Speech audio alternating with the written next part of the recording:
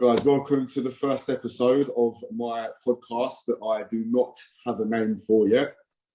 And my first guest is a great PT and a good mate of mine, Blake Rivers. Blake, do you want to introduce yourself, my man? Oh, yeah, this is also my first time, so apologies if it's a bit sporadic. My name's Blake Rivers. I'm from St Neots, like Johnny. And yeah, I've been coaching now for, God, I don't know how long it's been, about 3 or 4 years. So I got my degree in strength and conditioning. That's how I got into this. And as part of that process, my second year, they gave us our PT qualification. So that's when I really started to coach one-on-one. Before that, I've done some work in championship rugby as well. So I did 2 seasons, a season at Bedford Blues and a season at Ampthill, which was amazing. Met lots of great people. And then since then, got my master's in biomechanics and coaching alongside the whole thing, which has been amazing and challenging because I think, I do online and in-person PT, I think a bit like yourself. And it provides unique challenges to each. I've been fortunate to have lots of opportunities to, I guess, evolve in different environments. So yeah, it's really nice to be able to talk about it, I guess. Yeah, man, sounds good. Hopefully some PTs will watch this and I'll get a little bit of inspiration and stuff because, I think being a PT, mate, has a lot of challenges in of itself. Like when you're starting out, you're not really relying on much but your own sort of self-belief and direction. Yeah, I'm a strength and conditioning coach by trade. So personal training was something I was given as a qualification and kind of didn't really expect to ever use much for it, but I actually learned to really love it. It can be very fickle at the start because of course, yeah, unless you have some sort of mentoring system, you don't really know what you're doing. And I think how a lot of people get into the industry is probably through self-exploration. I don't know about you, but I kind of fell in love with training. I kind of then become fascinated. Well, how is this happening to my body? How is this all? What is causing this change? And can I make this change happen in other people? So I guess we could then personify our experiences and use that to train others. So it's not until you start to train others that you realize actually it can be quite challenging, but very rewarding. But no, that first period is, it can be quite murky, can't it? And you don't really know where your direction is. Yeah. It can be very easy to, I guess, give up at the start. Yeah, of course. It's something like, I don't remember the exact number, but you've probably heard it 100 times as well. Something like 80% of PTs quit within their first year of doing it, Yeah. I think the number might even be more than that. I'm not sure.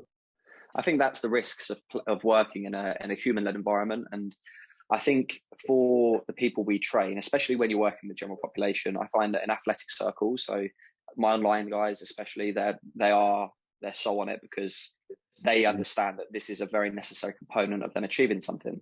But for the average person that has a busy life and a busy schedule, we are something that is a little bit more disposable. However, unfortunately for us, this is our entire income and this is our livelihood. And sometimes I think the perspective for them is slightly different to the perspective for us. And that, I agree, mate. I think that can be a tough component of it for sure.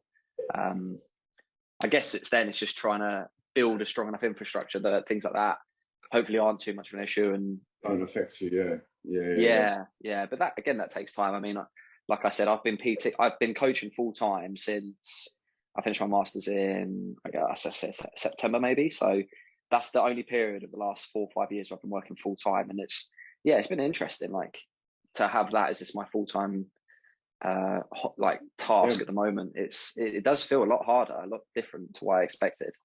Yeah, mate, I see you training all different kinds of people. Obviously you've got your, you could say, niche or whatever, your athletic, sportsy sort of input on it. But then you're training general pop. But what I really like about your style of training, Blake, is that you take all of your preferences and philosophies and your knowledge and you apply it to your general pop guys who might not be necessarily athletes or anything like that, but you're solving injuries, you're solving imbalances, just through your degree and all of that knowledge that you've gained, doing unorthodox exercises that not a lot of people know. A lot of PTs just go with the approach of do a bench press, get a big chest, or eat chicken, broccoli and rice, and you won't be a fat, miserable person anymore. They're the PTs that sort of will not make it after the first year, for example. Yeah. Like, yeah. You need to understand your general pop. You need to understand. You really do. Yeah, you do. Like, you need to understand what they're going through mentally as well as physically. It's easy for me and you to go in the gym and do these things, understand it. I think you've highlighted something very important there. I think to touch on a few things. Firstly, the key difference is that for most general population, they don't necessarily love this the way that we do.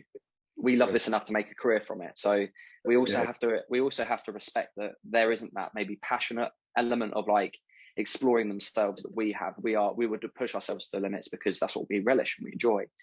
But I think, like you say, with general population, and I guess a lot of my clients tend to be kind of come to me more for like to learn how to move, or for like you say, rehabilitative processes like reducing pain and things, into restoration of range of motion. And I guess that's where that biomechanics elements come through. But I think what's really important again is that I'll talk a lot about personifying training, and that it's hard because if someone comes to me because they like what I do, that's great. But that doesn't mean that I'm going to just give them everything I do, because what they need isn't necessarily what they want. And I think it's trying to create that understanding between the coach and the athlete, or the whatever you want to call them, the client. What they want may not be what they need right now, but they need to do this to get there. And I think very much it's hard because we're in a world now where there's so much information, and we can learn everything off TikTok, and the irony is probably clips of this will go on TikTok, and there's a lot of great information on TikTok and Instagram. I find it very hard to post on social media platforms because I think sometimes the message is so easily distorted, but I should probably try harder. But I think what happens is we get so wrapped up in the little things and we forget the bigger picture, which is that most people fundamentally do not move well.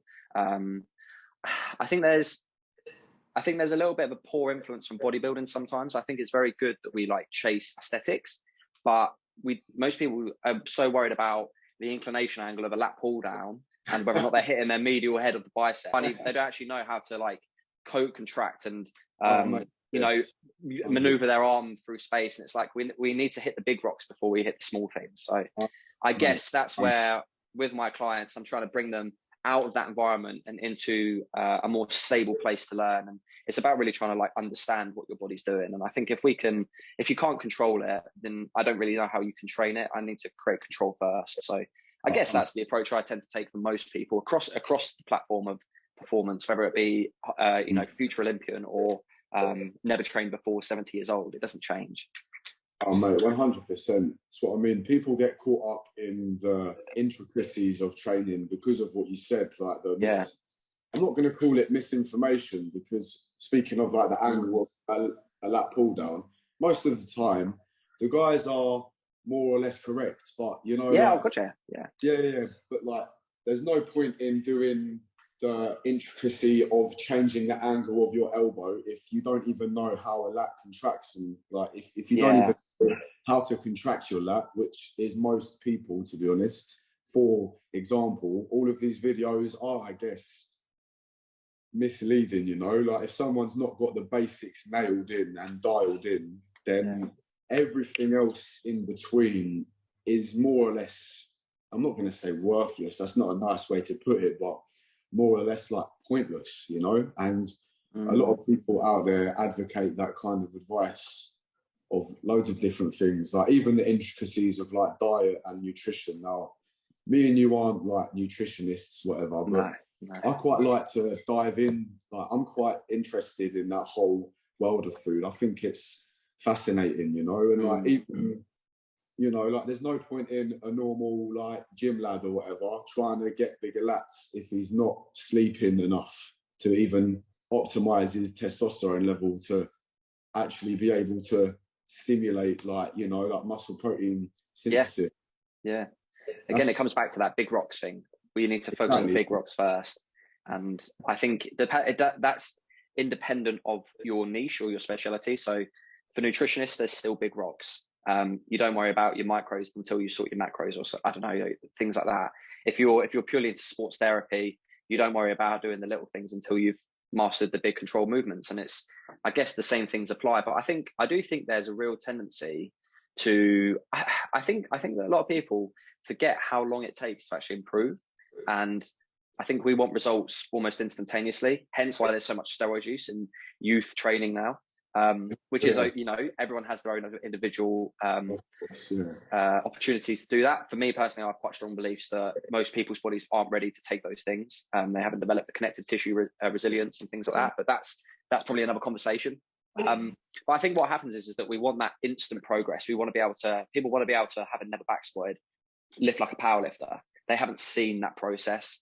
And I think that's what tends to happen. And the irony is that I feel somewhat hypocritical, because I suppose some of the things I do can be considered niche, in terms of like certain positions and the way I load the foot, for example, all that stuff. It's like people go, that's very different. But in my mind, it shouldn't be different, because I've been so exposed to it in the information of the people I'm around that it's not different. But to my audience, it is different. And that's where I think that I could better refine what message do I want to send and who is the message for. And I think that's where I could be better. I can only speak for myself because I can't speak on behalf of other coaches. But if I'm giving out a very complex piece of information, I have to anticipate that maybe only 5 to 10% of my audience is going to actually fully understand that. And then I run the risk of half my audience misinterpreting that. But that's the game. And that's where you have to think, is that my fault? Or is that their fault for trying to consume all their knowledge from a social media platform and not from reliable sources? So that's, I guess, where my head gets stuck with things like this. But it's easy to be done. I think it's easy to be done. And I mean, I can think about when I went back to my first experiences, and I learned so much off YouTube and platforms like that. And there's so much good free stuff out there, but people just need to be patient in their development for it, you know, whether that be knowledge or physical ability. Of course, mate. I think like I'm not saying that you worry about it, but you worrying about how someone interprets your message, that's completely out of your control, you know, like how someone perceives it. And whether it's a good perception or a bad perception or a confused perception, all you can do is your best. And I think that's what coaches should actually like strive for, is like, are you doing your best to get this client to understand like a hip hinge, or are you doing your best to get this client to understand that he needs to warm up his rotator cuff properly before doing a 1RM bench press or whatever whatever it is, you know? But you said something earlier that was quite interesting. You said like people just want like people want like the quick fix, like people want it now, fast, and not even in terms of training or coaching or whatever. I think in terms of society and life in general, I think that's the way that society is going. Like people want an instantaneous like reaction or a dopamine hit or a result, and people don't really, maybe people understand, but they're just naive to accept that things take time, and at the start you're going to be shit at whatever endeavor you do. I think that's just the way it is. You're not going to be great at the start at anything, and you're going to make a ton of mistakes. Even if you've got a coach, you're probably going to make every mistake under the sun. But patience is most definitely a virtue, and people need to, as you said, get their big rocks under control first before even thinking about the intricacies of any endeavor in fitness, life, whatever, you know? Yeah, I something I refer to as with all my clients, and they'll kind of, I guess, attest to this, is that I call it earning the right. So I guess if you kind of imagine like a pyramid, we have that very thick base where you might have like your fundamental patterns, if you want to go back to like the old systems. And I don't necessarily mean that that's squat, hinge, push, pull, carry. It's even for me, like, can you breathe into your stomach? Can you breathe into your ribs and back? So like, it's almost coming out of that thing. Can you control your foot? Can you use your big toe? So again, these might sound a little bit complex to some audiences listening to this, but for me, they're considered fundamentals or earning the right. And it's like, I want people to, so for a hip hinge, for example, we'll master the hip hinge for as many weeks as it takes. But once you have that hip hinge and you have that control over autonomy, where you don't have to think about hip hinging, you just do it. That's when we can explore. That's when I can start to throw some things at you and develop the kind of the motor element. So it's always about synchronizing the brain and the body. And I guess I kind of all out of the blue insulted bodybuilding. And I think bodybuilding is brilliant. And I think driving training for aesthetics is actually a very healthy thing, as long as we keep it healthy. But where I think bodybuilding lets us down is it's become, and this is the biomechanism coming out now, it's become entirely muscle driven. Now, that for me is amazing, but for most people, they forget that the muscles only function as a result of the tendon and the ligament and the bone and all those things, not the ligament on the muscle, but the ligament on the bone. But bones are ultimately what we're trying to functionally move. And I think it's very nice to feel and look bigger, but I want to be able to orient yourself through space first. And ultimately, everything's driven by the brain and the nervous system. So it's like, that is at the very forefront of what training involves to me. It's like, how can we develop how you move? That's not a muscular thing, it's a sensory thing, it's a neural thing. And it's then interrelating that all, so that if we can build a very strong brain, movement becomes easier. And I probably need more time to explain it in a way, but like that's kind of what the approach is for me. And that's very embedded, like the client doesn't tend to know this. And that's where the coaching element comes in, because the client doesn't know that the reason we're doing small variants within the same movement is to develop a stronger motor pattern. But that is the kind of the explanation for it. And that's why I use variance the way I do. I think variation is a lost art. I think that we have been told for years that just squat, bench, deadlift and it'll work. And that's right. And I squat, bench, deadlift a lot. But I also vary up my exercises very frequently, partly because of boredom. I train a lot and I get bored really quickly. Hence why I sometimes do random things. But I think for clients, it's like a skill development element. And I think that's where I think certain niches or certain sports have, I guess, detracted from what true coaching is at the general level.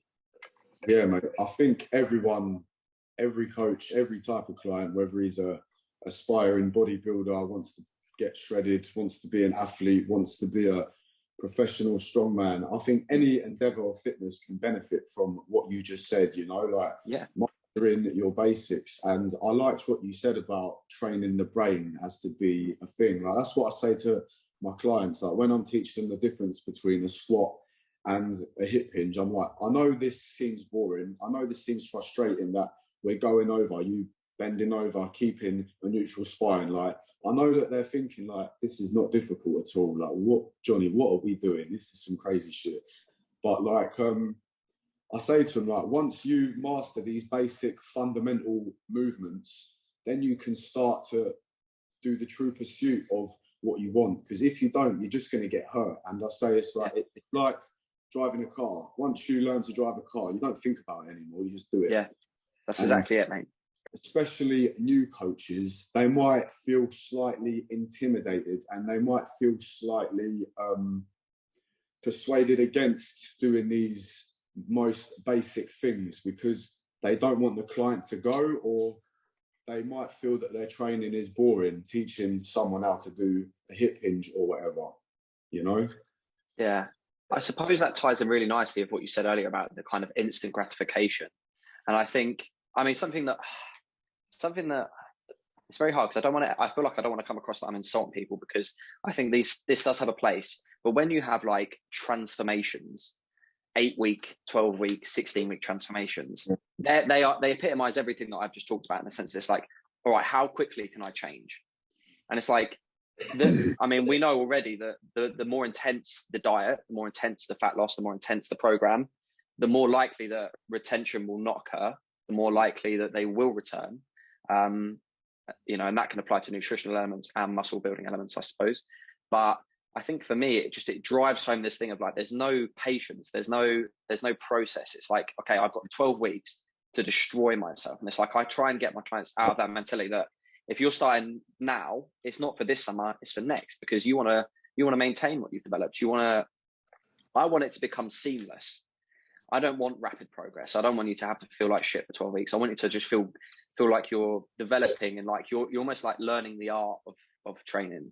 And yeah. I guess, and that's okay if that's what people want and if that's what people need. And I do think there is a place for, especially for those bigger populations where they really need to, from a health perspective, drop some weight. I think rapid fat loss can be a very effective thing. And it's a very good feeling when you've done it. But I think the feeling's better when you know that you've truly mastered it. And I don't know, I think that's what's hard, because I could probably count on one hand how many times I've done client before and after photos for physique, even though I've had many clients who look incredible now compared to when they started. That's not my driver. My driver is very much health and movement. And I suppose that's where I maybe differ slightly. I know there's a few PTs, S&C coaches locally that are very movement is the forefront. And I don't know. I just think there tends to be a divide in coaching now between it's like, this is instant, look at what I've done. And actually it's like, let's work in the shadows and just get you really good to the point where you almost don't realize how good you've got. So it's really, really powerful what you just said. A lot of coaches will put in their heads, they'll be like, right, I've got a new client.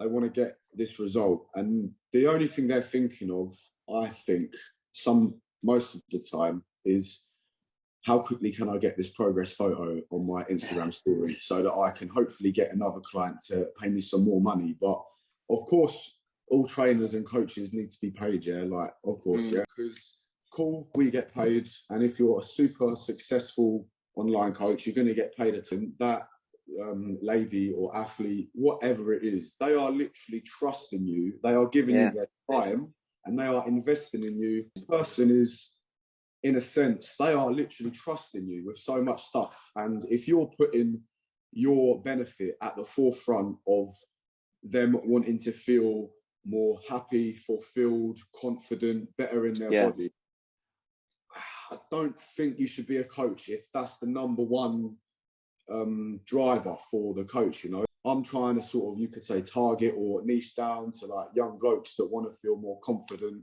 be better with their mental health, build a bit of muscle, go through all of the trials, tribulations, and even like the mental aspects of things, you know. And it's like, when a guy messages me, I had a guy message me the other day and he was like, look, mate, the muscle growth is good. I'm really happy with it.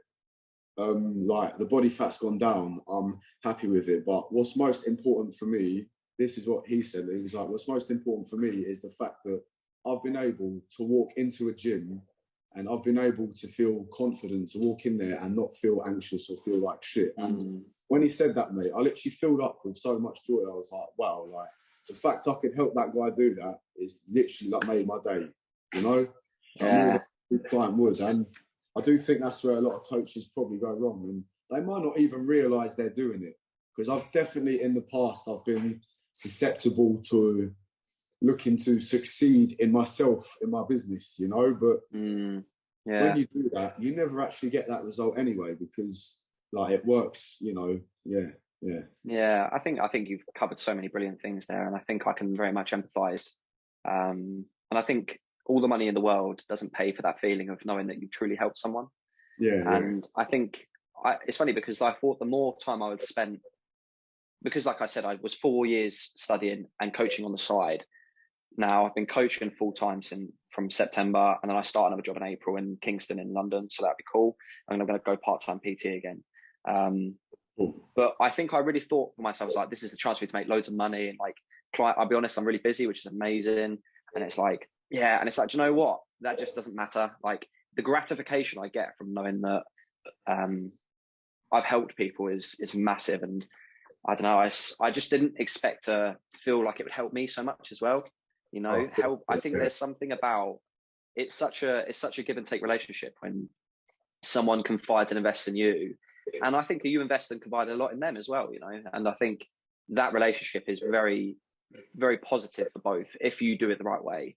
But yeah, like it's funny because I always joke that I'm a coach, not a businessman, and I do, and it actually breaks my heart sometimes that I have to charge people for this, because I think what it does is it's sometimes for me it taints the process of like I don't want to have to chase results, and I can hand on my heart say one of the first things I say to clients when I come is like, if you want a bikini picture in 8 weeks, you find someone else, because that's just not for me. And that's not to put the coaches that do that, absolutely brilliant.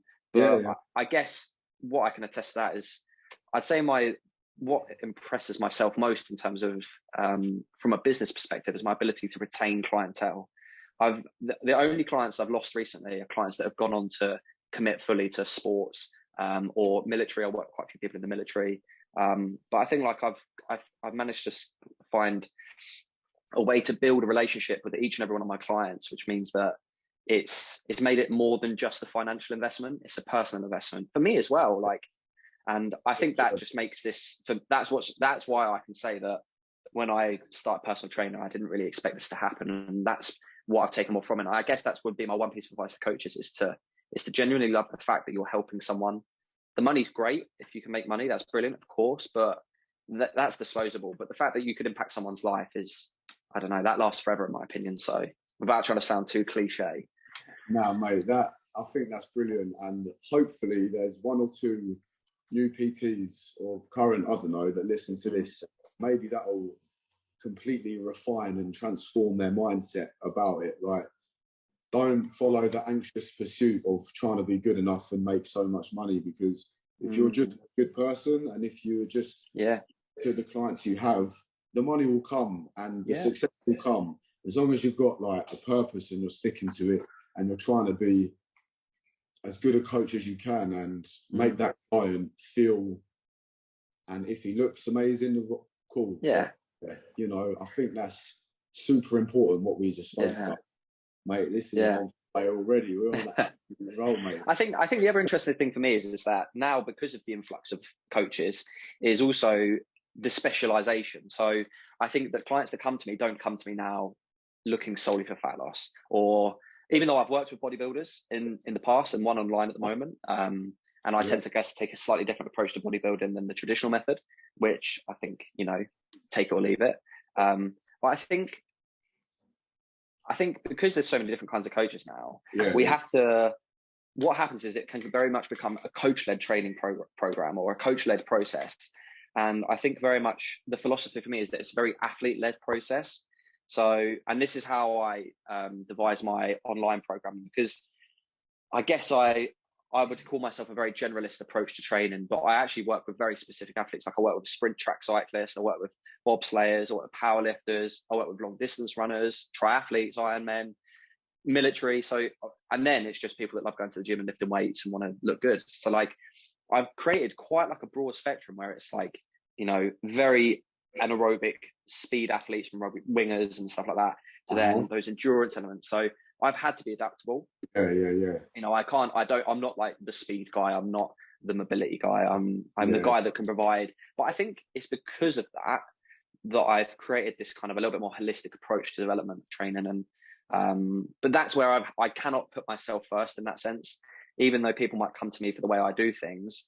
It's always led by the athlete, if that makes sense. And I think the process has to be very malleable, especially in the online world where I truly want my athletes to succeed. So I'm not going to be dogmatic, and I'm not going to let my emotions stand in the way of their progress. And I think that's what can tend to happen, is that this is how I do things, take it or leave it.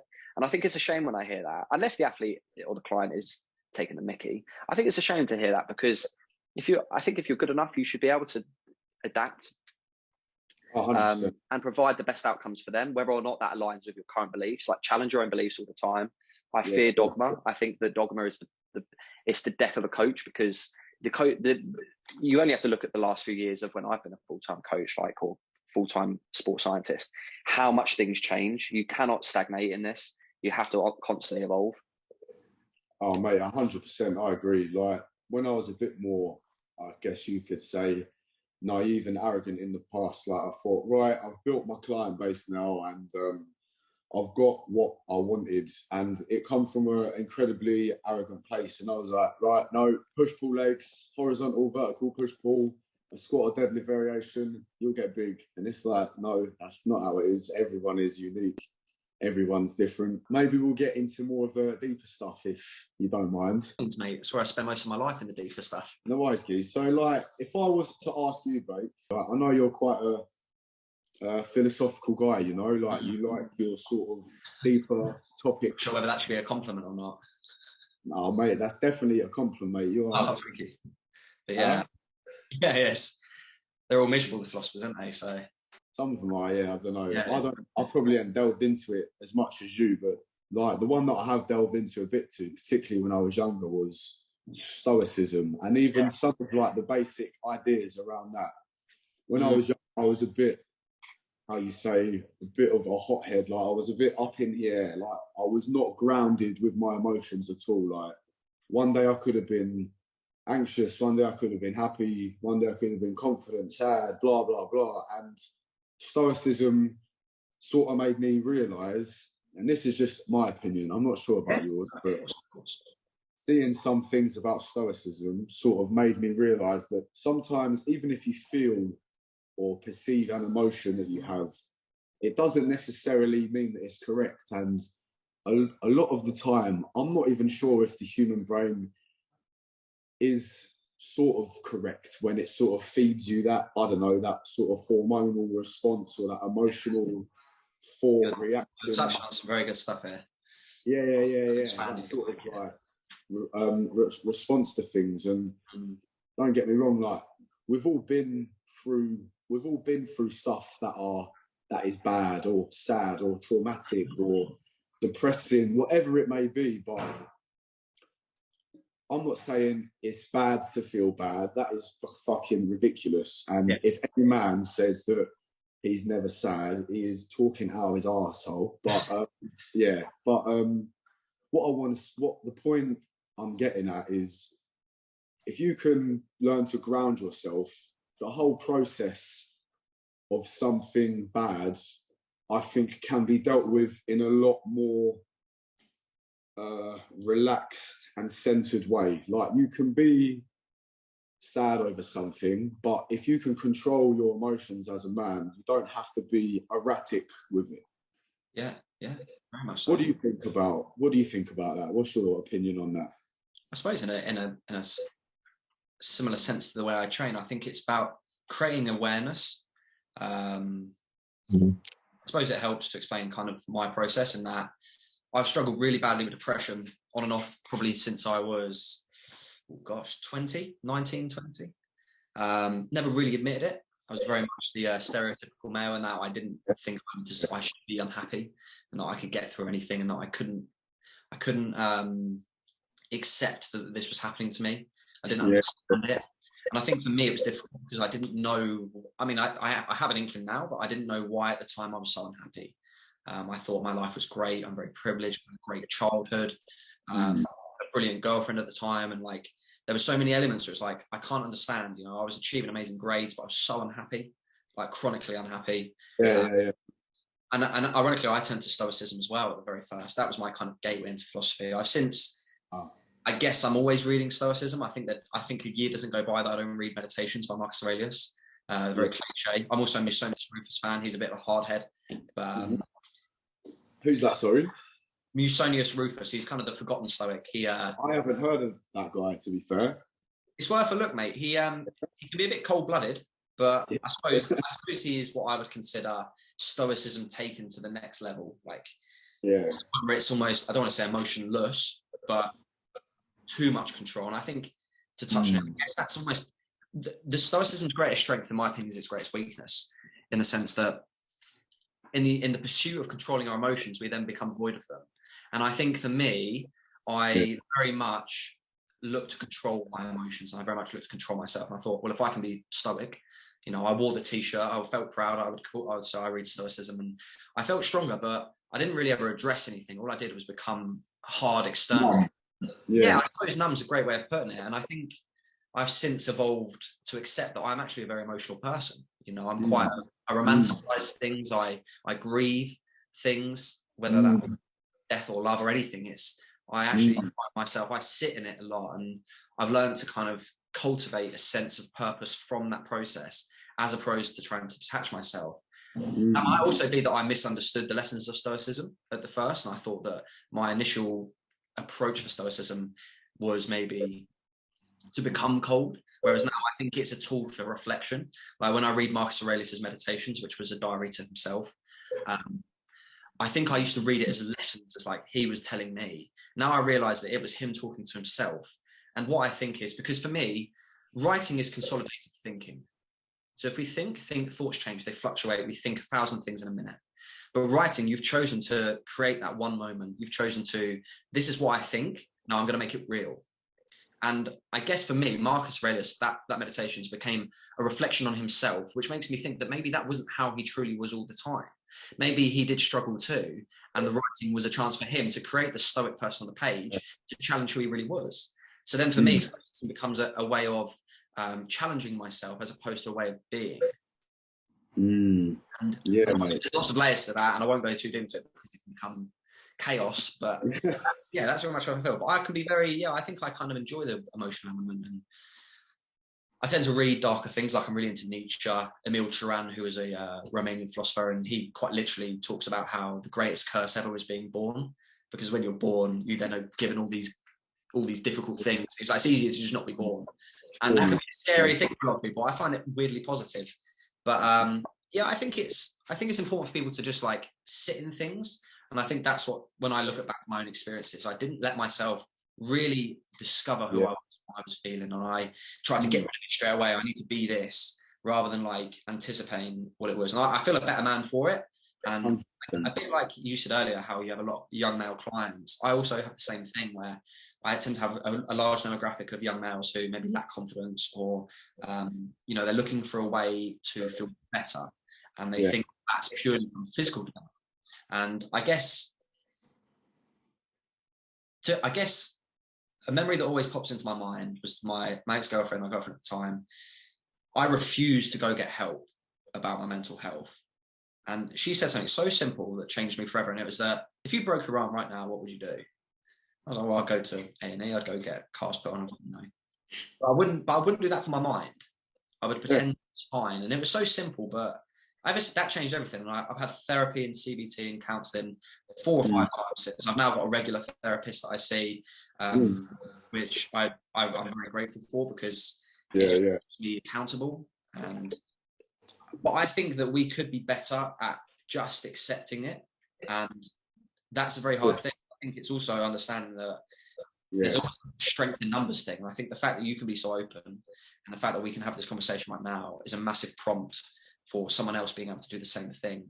And we can step away from that kind of dogma and that kind of mindset that we are men, we are strong. You can be strong and cry. Do you know what I mean? You can be strong and have a shit day. Like, I'm strong. I think I'm stronger for being open. It took me a long time to realise that, but I think I'm stronger for being open. And 100%, 100%, I agree. I think I don't know if you like the guy at all, but there's one clip that I saw of Andrew Tate, and he says, whether you're sad or happy, get up and do what you're supposed to do, like whether you feel like it or not. Yeah. Now, I think there's a lot of power in that, because for me personally, if I'm having, say, a shit day or a shit month, or I'm feeling depressed, because there have been times in my life I've felt absolutely horrendous as well due to X, Y, or Z. Yeah.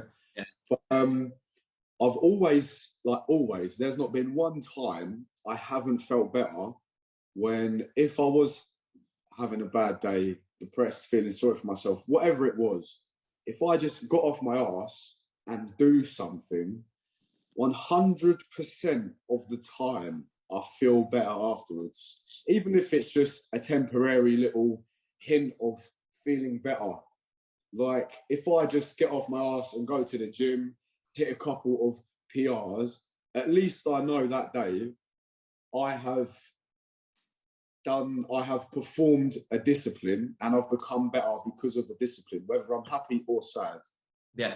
Right? And like, it can be something as simple as like you're having a tough week, even just get up and do the dishes you've left for the last, I don't know, 12 hours or whatever.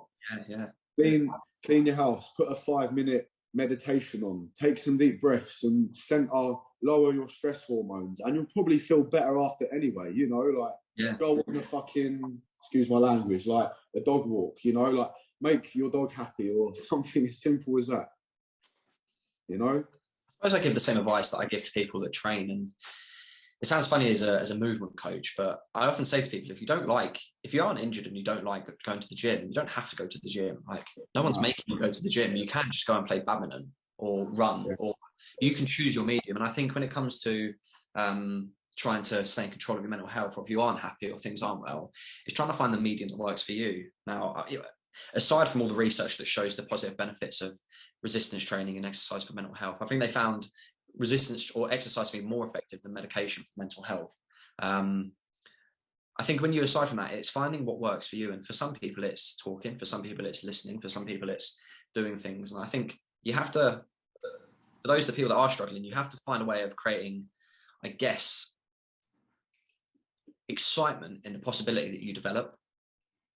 Yes, I agree. Because it can become a scary place when you're there for a long time, and it's, you know, and I think something that I struggle with now is that, and I'm trying to get better, but when things are going well, it's like, okay, well, this isn't going to last. because I'll be miserable again soon. And I think it's trying to get out of that. And it's like, I guess the way I perceive it now is that each time I slip, I come back a bit better. I come back a bit stronger because I found another way to cope. I found another way to adapt.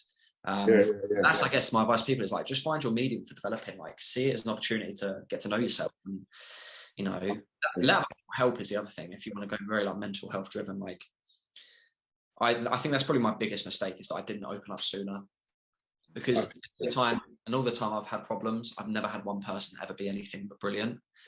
Everyone's always amazing. And I think, that's the standard I hold myself to with other people now.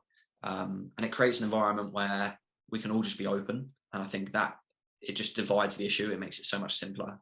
And if you've not gone through something that I have, you know, that's powerful. And I think my favorite poet is Rainer Maria Rilke, and he wrote something, this isn't a direct quote because I'm not that clever, but he wrote something about like, don't think that anything you're going through I haven't gone through, otherwise how would I have the words to tell you about it? You know, it's like, how would I be able to help you if I hadn't experienced it?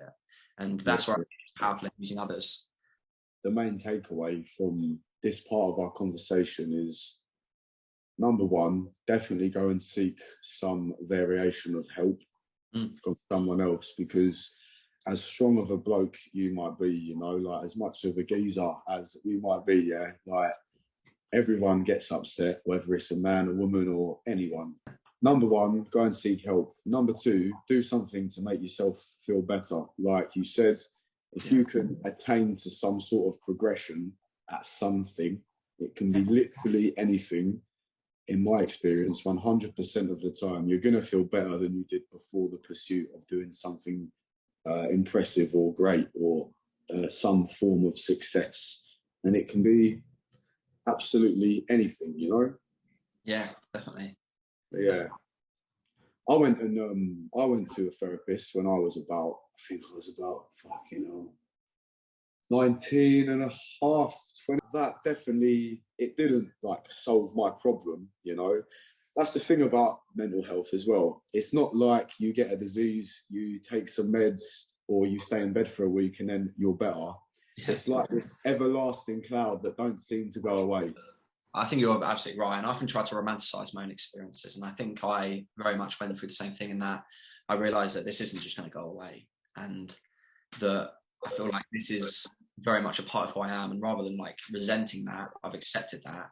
And I've tried to learn to kind of almost love that element of myself.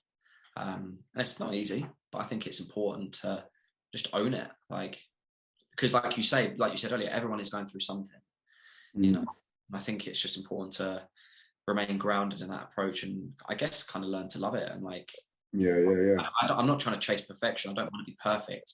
I just want to understand myself. And I think I've probably to an unhealthy amount of times become obsessed with not developing myself, but developing my understanding of myself.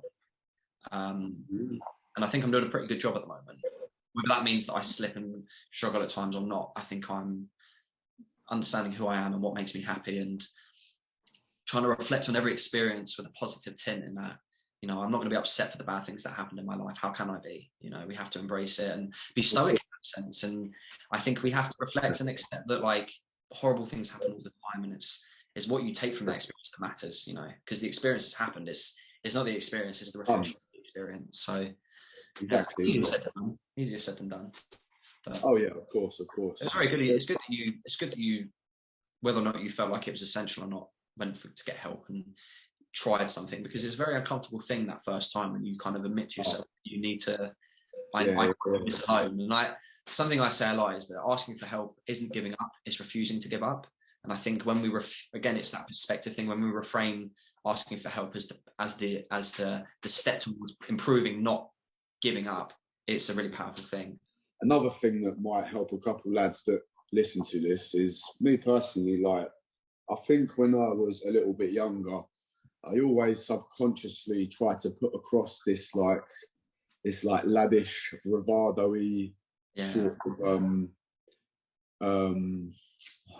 how would I word it? Sort of the way I try to put myself across to the world and to those around me, you know, because that's what I sort of grew up around and grew up with. But like, you can still be that sort of guy and have a laugh with your mates and like, you know, like be a bit of a lad or whatever, but like that doesn't mean you have to be completely numb and completely blind to feeling bad once in a while. And whenever I've spoke to my mates that have that same sort of bravado and character, 99%, probably 100% of the time, they'll always turn around and go, mate, I felt the same before, let's talk about it. And that's what I mean. All you got to do is talk about it with a mate. And there's no better thing than when you're with a mate who you trust and you care about, and you both just sit there and have a genuine, authentic chat about mental health or the way you feel, rather than, I don't know, the footy score, or what's your favourite variation of a bench, or what birds did you talk to this week, or you know what I mean, like the typical bullshit that blokes speak about. Like, I think it's the vocalizing it that's the important thing. I don't think I even really felt like I received. I think it was just the point where I needed to just be honest. But I think you're right, and I think when you have that bravado element, it becomes heavy. It becomes a burden because you've got to carry that. And I think I've always been, I suppose, perceived as a very positive individual. I've always been perceived as someone that, I guess, brought energy. And I think for me, I couldn't detach myself. I couldn't accept that I struggled because of that. I felt like I needed to have that mask on and very drained. I remember like going to work and like being all bouncing and going to the toilet and crying. Yeah. It's like, what are you doing? Just tell someone. Yeah. Like, yeah. I think that's the cost, isn't it? It's like, at what cost is it to kind of pretend to be something we're not, when actually it's just suppressing it more. It just makes it more difficult to open up. But it is a very hard thing. And I think even for those that don't struggle, like I have some clients and some friends that can hand on their heart and say, I haven't had a bad day. I feel great. Like even the tough things in my life, I've just got through it. It's fine. And some of my best friends can say that, but that doesn't mean that they're not trying to fix me. You know, they're not trying to heal me. And I think sometimes can be an issue when people try and heal others. They try and fix them. They think, do this and this will happen. All you need to do is just be present. And at the very least, at the very start, just be present. And I think that's what my friends for myself have done a very good job of, is just being present. The same with my family, some of partners in the past have been so great at just being there for me when I need them. You know, I don't know how to fix myself, so you probably don't know how to fix me. And there's nothing you've done that I haven't tried. Nothing you suggest I haven't already desperately given a go at. So I think that's where just being together is a massive element, and that can come in any form. And it is very much now that, like, even with my clients, I will literally say, how are you? Are things are actually okay? This is a private space. You can trust me. Are things okay? Yeah. And people tell you the truth. If you genuinely ask them, you know, that's the other thing. People do want to talk. You just got to give them the opportunity and the platform prior or not to do it. But yeah, man, I think you're right, and it's reshaping that idea of strength. How I used to be like bravado, strong geezer, and it's like, I think I've realised that the people that impress me the most, the ones that are just open and honest. Like, I think it's so hard to just tell the truth, and it's so strong to do that. Boy or girl, like I know females the same that are so strong, you know, that have through so much in their life and feel like they can't let this beat them. And it's like to finally take that step is massive. So yeah, man, it's really nice. And I think we're getting better. I think our generation's doing a really good job. Of giving a shit, you know, call us snowflakes when we want. I think it doesn't really bother me. You know, everyone has their own opinion. And I think it helps to actually understand what these terms mean. I think a lot of people don't. Yeah, man. Brilliant. I recommend you keep learning the philosophy stuff, man. It helps. Yeah, mate. It's good. Yeah, it's good. Send me the name of that. What's that guy you said that's like super dark that you said? Musonius Rufus. He was ruthless. Yeah, so I'll send you his name, but yeah, he's cool. So you've obviously got the classics like Titus, but yeah, he's good. He's good. Cool, man. I mean, how are you? How are things for you? Like, you enjoying being abroad? I suppose it's your first podcast. You haven't even introduced yourself. I did all the time. Yeah, I am. Yeah, so how's things for you? Yeah, it's all right. So I moved to this country called Malta about 6 months ago, and as lovely as it is, as sunny as it is, you know, like, I'm not trying to sound like a prick, like rubbing it in or whatever. Like, as nice as it is, it's equally been an absolute challenge, you know, like being in a completely new environment, like everything is super, super different, and having to meet a bunch of new people like when you're in the UK or wherever you're from, it's easy to sort of meet people because everyone sort of has similar characteristics and interests to a certain extent. But when you come to a new country, it's a completely different, like they have a completely different perception of reality, and trying to understand that and adapt to it has been quite a mission, to be fair. And like not being around your usual friends and family, like even just to have a laugh or like, you know, like go around my nan's for like a bacon sarnie or something like that. It's been like, what? But I'm here with my lovely girlfriend, so being here with her, mate, has been like decent. If I was to come here on my own, I think it would definitely have been quite tough, you know, like to do something new. But I would urge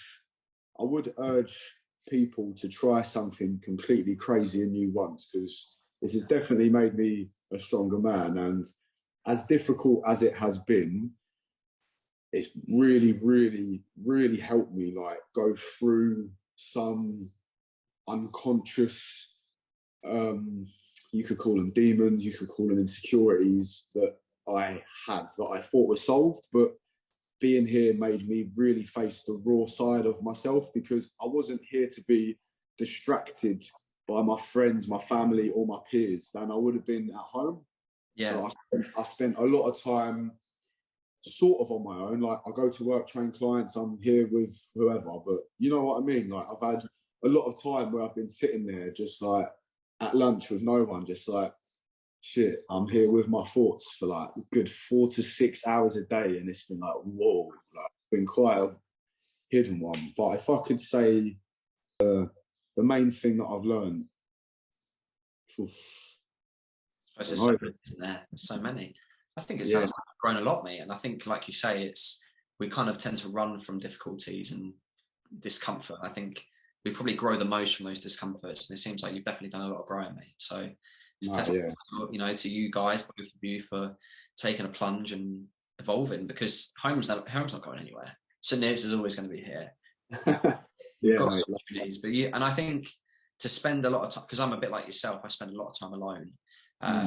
I fortunately love being alone, probably a little too much now, but it took time. And it took exposure to being alone to get more comfortable. I don't know if you feel the same, maybe. Like, of course, you have to just do it. You have to just get comfortable being with yourself. I used to be scared of being alone because, like you said, I'm alone with my thoughts, and now whereas now it's like, actually, I can manage that. So I think you very much put yourself in an uncomfortable place, and you know, your growth from that, man. So it's thank you. Yeah, it's good, man. But mate, the same goes to you, just in different aspects. Like when you posted your walk and talk video, mate, I've actually never met anyone that I know in person that has like done that. And mate, like the amount of reciprocation you got on that video, I think you helped a lot more people than you might want to recognise. Like the amount of blokes on there that were like, oh, top man, and all of that, like you can tell that resonated with them on so many levels. So mate, give yourself a pat on the back, because thank you, man. I really shouldn't, but I find it very difficult to, like, quite emotional, I think, to hear that, because I don't know, I don't want to play that kind of a card of like egotistical, kind of like the hidden ego, but I genuinely, when I do think that, I did not think I'd get that response. I just thought it'd be another post, you know, and I just felt like I needed to say something. But again, it makes and breaks my heart that so many men reach out, because it makes my heart in the sense that people can, but it breaks my heart that so many people are struggling and don't talk. And I think that's why we need to continue to do that. And I'm very fortunate that I can talk, and I guess I'm so comfortable with my own experiences now that I'm not afraid to talk about them. But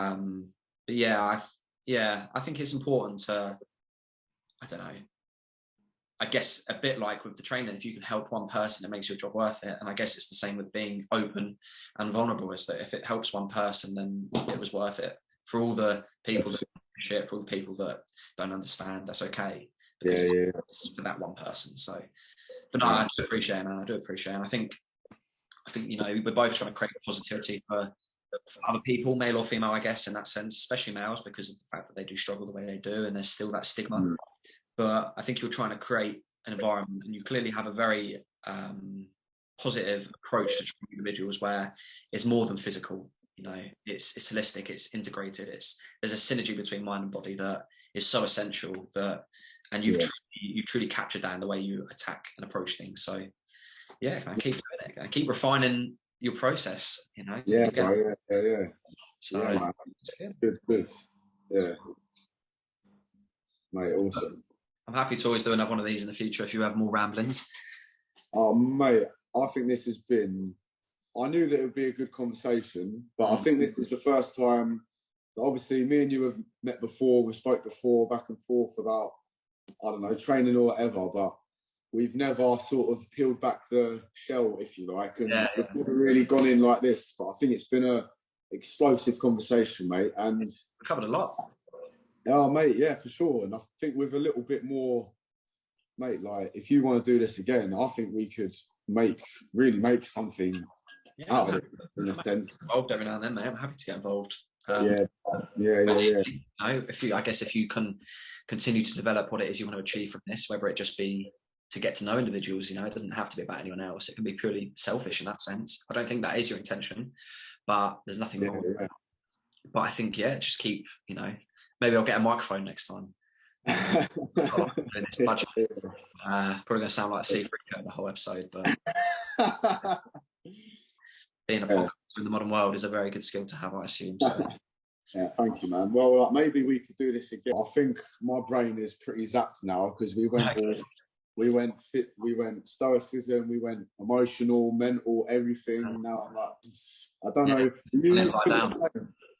I mean, I definitely do, because I feel like I want to make sure that everything I say I mean, and I want to make sure that I think before I speak, and I think it's very easy to just try and sound good. I don't care if it sounds good. I just want to sound like I want you to understand exactly what I mean. And this is a conversation with you, not with anyone else. So I think I invest a lot, you know, in terms of trying to be in the moment, and I think that can be draining, but it's worth it. You know, I grow from this every time, and I think our relationship's got a little bit stronger, you know, and I think that's all we can do, is try and just build relationships with individuals. I think it's more, if there's one thing I love, it's people, and I think that's why we're very lucky to do what we do. So yeah, it's nice, man. It's really good. Anyway, Blake, I really, really appreciate today, mate. It's been an absolute honour to have you on, bro, for my first episode. Yeah. Honestly, Blake, like from one man to another, mate. You might not realise it, but like even that time I come to your garage, like you literally helped me become a better coach. Like you really, really did, and I just want to say thank you for that. You're a good guy, bro. And means the world, man. Means the world. I really appreciate you taking the time to say that, man. No worries, bro.